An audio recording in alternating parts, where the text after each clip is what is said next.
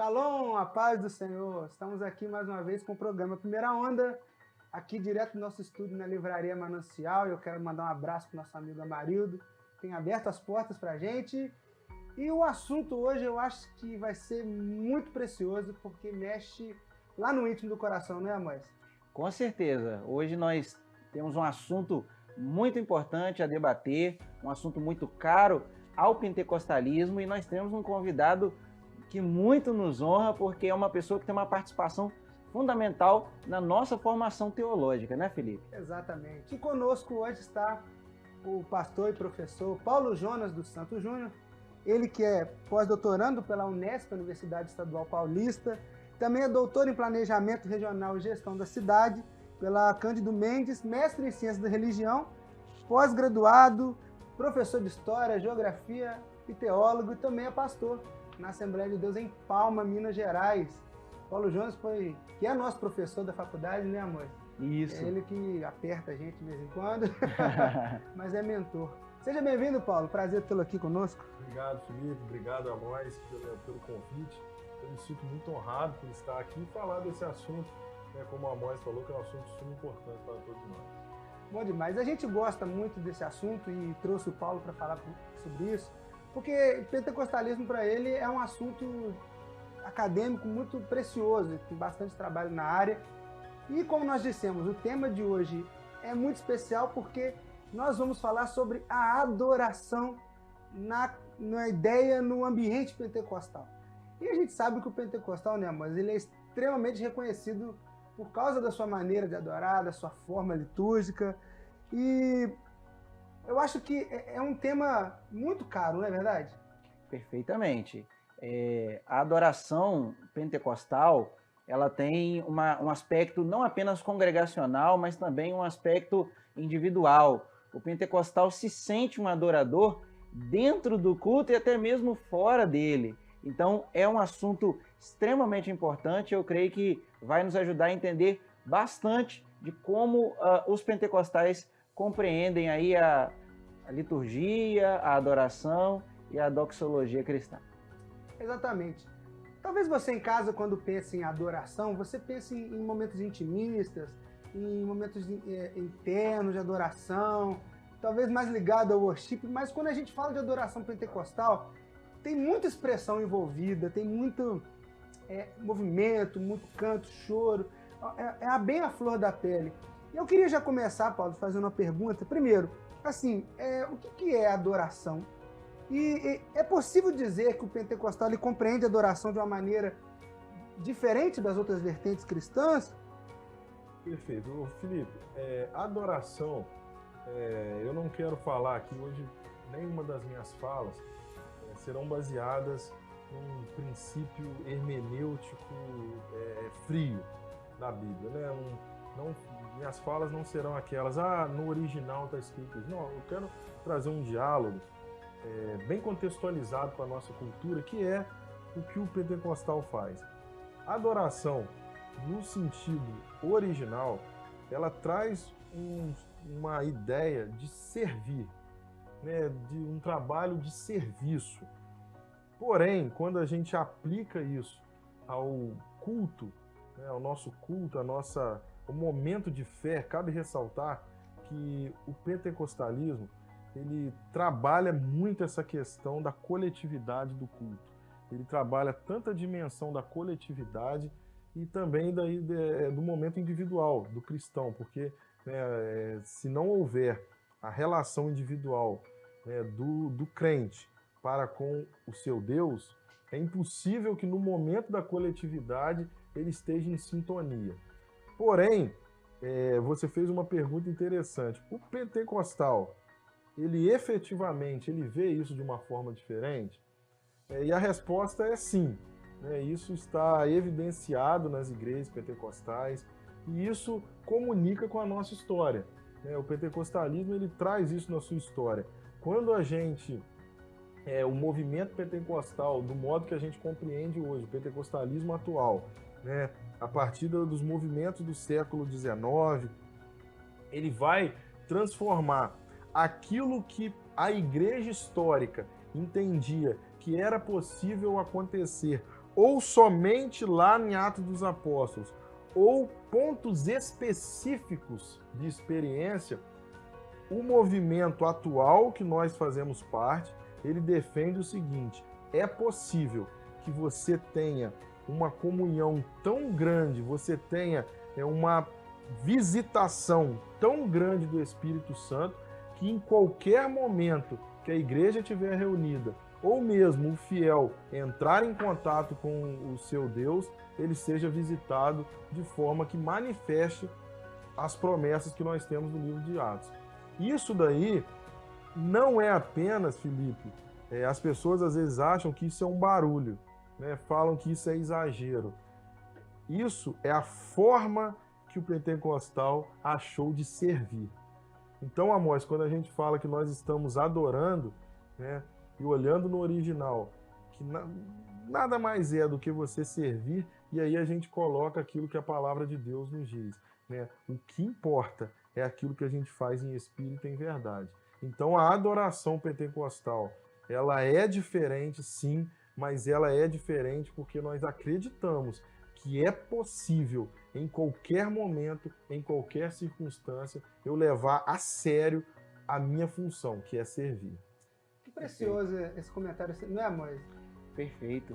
Inclusive me fez lembrar uma passagem histórica que nos remete à Rua Azusa, nas raízes ali do movimento pentecostal moderno, quando uma das participantes ali, que inclusive veio a ser esposa do principal nome da Rua Azusa, que é o William Seymour, né? Ela, sem nunca ter tocado qualquer tipo de instrumento musical, segundo a história, ela tocou piano empoderada pelo Espírito. Então, assim, a gente vê que desde esse início, desde esse berço do movimento pentecostal, como nós temos hoje, há uma ligação muito profunda entre culto e adoração. Poder do Espírito, né? E louvor a Deus. E só um detalhe, só para complementar essa fala do Amós, a adoração pentecostal, a sua essência de servir, ela é tão marcante que quando a gente pega os exemplos de fé históricos mais marcantes que a gente tem, né?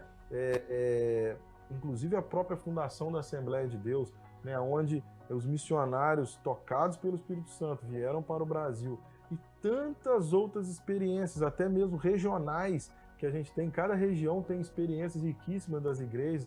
A gente percebe uma coisa: sempre é uma ação que pega uma pessoa para servir a comunidade, para servir aquela comunidade de fé, para servir os crentes. Então, acredito eu que a adoração pentecostal, ela está no caminho. Quando eu falo isso, Felipe, Amós, não é o exagero, né? Não é o barulho, né? Não é os movimentos que se afastam do que a Bíblia diz, mas é a essência. A essência pentecostal do servir, de estar no coletivo, de estar com os irmãos. E aproveitando esse gancho, pegando dessa adoração bem espontânea, eu queria que os dois comentassem, existe alguma questão sociológica por trás desse movimento tão expressivo, tão vivo que é a adoração pentecostal? A gente pode fazer uma análise nesse sentido? Sim, a questão sociológica, ela é muito interessante. Quando acontece isso no meio pentecostal, porque a gente tem, se você hoje pegar uma grande igreja, uma grande matriz pentecostal, uma Assembleia de Deus, por exemplo, e você pegar ela no bairro Nobre, e ela nas suas manifestações, nos bairros de subúrbio, né, nas comunidades, você vai ver que a essência do culto é a mesma, mas o modo de expressar é diferente. O pentecostalismo, ele tem uma comunicação sociológica muito forte. O pentecostalismo, ele tem uma maneira de adaptação local muito interessante, e isso deve ser considerado e deve ser incentivado. Existem pessoas que acreditam que isso não é bom, e isso é um erro. A gente vê lá desde o livro de Atos. Na realidade, a Bíblia, ela nunca foi pensada, o Evangelho, a gente coloca essa questão, o Evangelho, a Bíblia é a nossa regra de fé. Perfeito, a Bíblia é o nosso norte. A Bíblia, ela nos dá o norte. Mas quando a gente fala essa palavra regra, a gente precisa ter cuidado com isso. Porque o Espírito Santo, ele vem para nos dar os princípios da fé. Princípio é diferente de regra. Eu vou dar um exemplo para você. Né? Respeitar pai e mãe, em qualquer cultura, isso deve ser zelado. E é isso que a Bíblia nos traz. Mas o modo que isso funciona de cada cultura é diferente. E isso que a essência do Evangelho nos dá. E é isso que o pentecostalismo sabe respeitar. Então, se você chega em um local onde certo ritmo, certo instrumento sonoro é a cultura local, Deus vai ser adorado com aquele instrumento. Se você chega numa certa comunidade onde movimentos corporais ou frases são mais consideradas que outras, daquela forma é que vai ser. Então isso ajuda que o fiel ele se aproxime de Deus, com certeza. E é interessante porque se a gente pega as representantes do pentecostalismo clássico, por exemplo, a Assembleia de Deus, ela adere a ritmos que são extremamente identificados nas mais diversas regiões do Brasil. Se você pega, por exemplo, os assembleianos no Nordeste, você vai ver muito presente ali o ritmo do forró nos cultos, o uso do pandeiro, o uso da acordeon. Se você pega, por exemplo, a Congregação Cristã no Brasil, que é também uma das representantes do pentecostalismo clássico, lá no sul do país, você vai ver uma música com bastante característica do sul do país, né? Tem as famosas tocatas. Então, de fato, o pentecostalismo ele tem essa possibilidade de assumir, aderir e transformar as manifestações culturais para uso litúrgico e para a glória de Deus. Só um detalhe, Felipe, Amós, inclusive na minha tese de doutorado eu fiz questão de colocar isso. Muitas pessoas acreditam que o pentecostalismo ele cresce pela tal teologia da prosperidade, e isso não é verdade. Isso não é verdade. Né? O pentecostalismo ele está em expansão porque ele prima pelo zelo da liberdade da adoração. Isso é o principal ponto. Interessante, como vocês podem ter reparado, o pentecostal ele trabalha sempre com a ideia de cuidar do zelo com a palavra de Deus. E para você que quer conhecer mais e conhecer uma Bíblia boa de estudo, a Amós tem uma dica para você. Sim, com certeza. A Bíblia Renovare, que é uma Bíblia que apresenta inúmeros comentários a respeito de como nós podemos olhar para a história da tradição cristã e extrair dali elementos que fortalecem a nossa espiritualidade. Então, se você quer conhecer como a tradição cristã trabalhou a espiritualidade ao longo de mais de 2.000 anos de história da igreja, com certeza essa Bíblia é uma ótima ferramenta para te abençoar. E se você quiser adquirir, você pode acessar pelo QR Code aqui na sua tela e você vai poder adquirir essa Bíblia que é pensada, muito bem elaborada e que com certeza vai abençoar a sua vida. Bom, meus amigos, existe um tema muito interessante dentro da análise da adoração pentecostal, que até um teólogo muito conhecido do meio, que é o professor Kenneth Terra, ele levanta a questão de que em nome de uma adoração ordeira, uma adoração dentro de não ser algo exacerbado ou que aparente uma certa desordem, acaba se criando uma despentecostalização. Vocês enxergam dessa maneira? Acham que existe esse processo? A gente vê dentro, por exemplo, das igrejas, como a Assembleia de Deus, por exemplo, essa mudança. Muitas não têm mais a utilização do inário, que é tão famoso, tão presente na cultura. Existe esse processo ou não? Se nós entendermos despentecostalização pelo viés da mudança de características litúrgicas que estavam presentes no começo do pentecostalismo, sim. Porque, por exemplo, as igrejas pentecostais têm, principalmente as clássicas e as deuteropentecostais, têm um apego muito forte aos inários, né? Como, por exemplo, a harpa cristã, que inclusive ajudou a formar o imaginário pentecostal. Então, nesse prisma, já existem algumas igrejas que estão abrindo mão de cantar os hinos compostos e inseridos ali nos inários. Algumas começam esse processo mudando os ritmos, né? Abrindo mão, por exemplo, do período de oração que se tinha antes do culto, ou mudando o sistema da distribuição de oportunidades. Então, se isso pode ser chamado de despentecostalização, a meu ver, sim. Mas a gente ainda assim vê características bastante fortes da liturgia pentecostal nos nossos dias. Eu acredito, Felipe, também eu concordo bastante com a fala do Amós nisso. Acredito que a gente não pode medir o nível de pentecostalização apenas no cenário, senão a gente estaria sendo incoerente, inclusive, com a que a gente respondeu na outra pergunta. Porque o processo do pentecostalismo ele vai se atualizando. Então, acredito que muitas questões que faziam sentido numa certa época, elas podem não fazer sentido mais. Né? E isso é comum, essa adaptação. Eu não vejo isso como um problema, não. Bacana. Passamos rápido, né? Passou rápido nossa conversa. Espero que você tenha gostado bastante. Eu quero deixar o Paulo fazer a sua fala final, já agradecendo a participação conosco. Perfeito. Pessoal, eu quero lembrar vocês que essa temática é muito importante e durante muito tempo a academia ela tentou segregar a teologia pentecostal das outras teologias, chegando até em certos momentos falar, deixar subentender que a teologia pentecostal nem era uma teologia tão séria assim.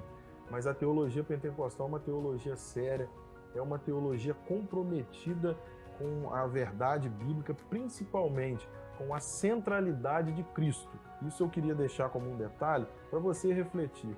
A teologia pentecostal, ela não é pneumatolocêntrica. Ela não tem nenhum desejo de você fazer a centralidade dela através de um fenômeno pneumatológico. Não.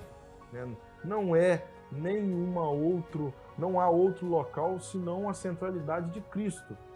Cristo está no centro da doutrina pentecostal. E eu quero sempre reforçar isso, porque há pessoas que às vezes julgam como se o movimento, como se o poder, entre aspas, estivesse na centralidade, mas não é. E a centralidade nossa é sempre Cristo. Para terminar minha fala, eu quero só deixar um trecho aqui do louvor que eu acho que resume toda essa beleza, até porque foi inspirado, o Espírito Santo inspirou a nossa pioneira Frida Wing, o hino 515 da harpa cristã.